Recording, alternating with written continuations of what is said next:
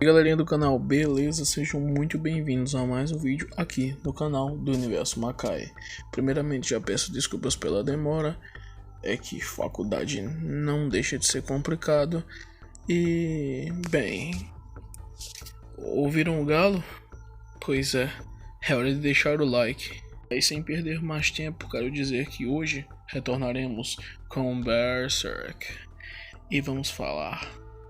Qual o objetivo final da mão de Deus? Você já se perguntou? Se liga só.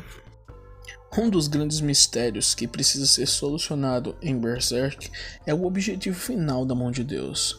Sabemos que a mão de Deus ela é constituída de 5 seres sobrenaturais, denominados de anjos da guarda da ambição por uns e de seres do desejo por outros. Essa entidade sobrenatural, desde os momentos de sua aparição no volume 3, desperta grande curiosidade, sobretudo sobre seu passado.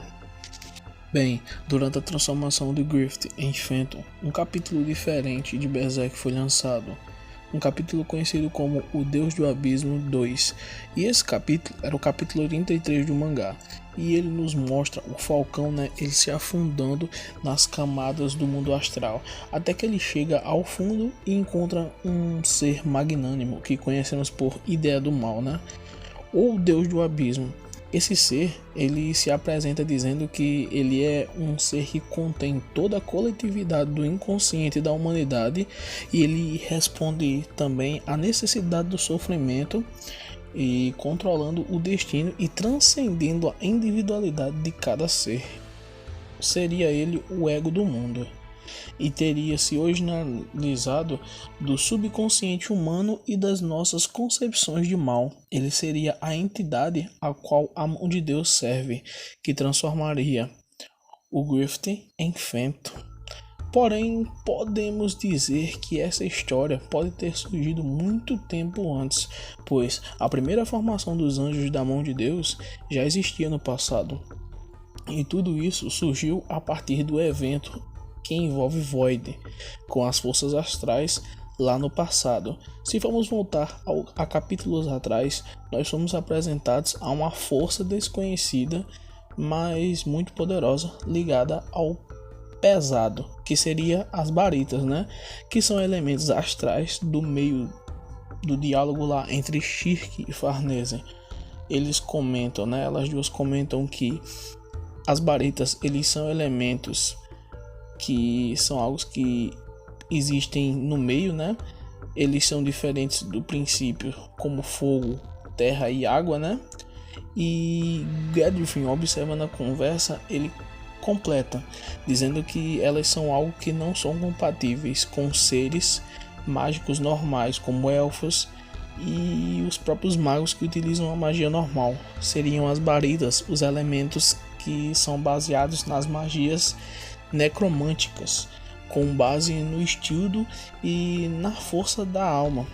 E se em meio a todos esses estudos, o Void, ao estar em seu corpo astral lá no passado, foi até onde nenhum mago antes foi, com o apoio das baritas, e através disso chegou a um certo lugar onde ele conheceu o Deus do Abismo.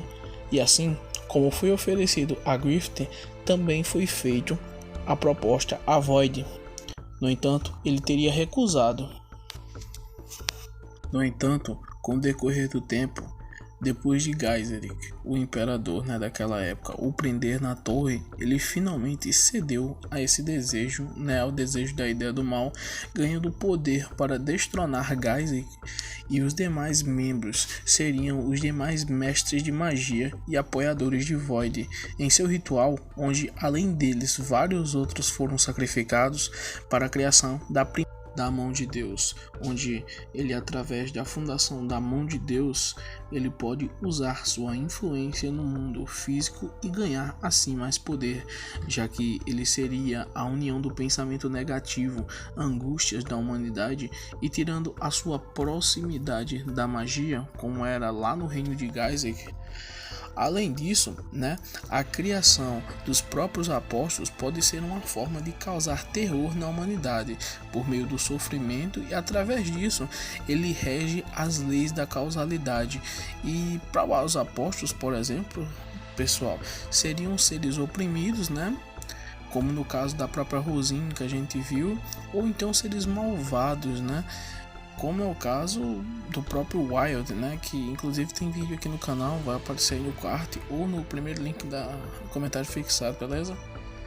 Bom, pessoal, esses seres podem ser seres puramente maus ou seres puramente amargurados, como é o caso do próprio Conde, e assim seriam seres que conseguiriam almas, né, para fortalecer a ideia do mal e causar mais sentimentos maus no coração da humanidade por meio do terror, né, que eles trazem. Bem, de qualquer forma, nos milênios que se seguiram entre esses eventos e o presente, uma nova força surgiu e ascendeu. E é interessante pensar que a divisão do mundo foi em parte responsável pela ascensão do poder, né, da mão de Deus, pois durante esse tempo a mão de Deus quase destruiu o conhecimento que as pessoas tinham do antigo mundo. A prática da magia quase desapareceu e as memórias do mundo astral desapareceram e passaram a ser vistas apenas como mitos, de modos que a doutrina da Santa Sé, né, por exemplo, ela desempenhou um papel fundamental nesse aspecto, sobretudo na parte do mundo de Berserk que conhecemos. E me parece algo que foi claramente orquestrado pela mão de Deus para preparar o mundo para a chegada de seus últimos membros, que seriam a própria ideia do mal.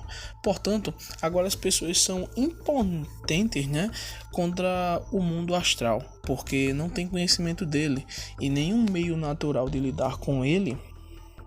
O único recurso delas, pessoal, seria a própria mão de Deus, né, e os apóstolos. Então, o que viriam após isso? Penso que já temos uma boa ideia. Griffith quer expandir seus domínios, que seria Falconia, né, e foi além dos artesãos e entrou nas indústrias e vai militarizar ao máximo as pessoas. E suponho que, eventualmente, veremos um programa no qual soldados se tornariam pseudos apóstolos e seriam crianças de orfanatos, estrangeiros ou criminosos, como foi o caso de quando os apóstolos eram designados. São sempre almas carentes com algum tipo de problema, seja ele psicológico ou de vida.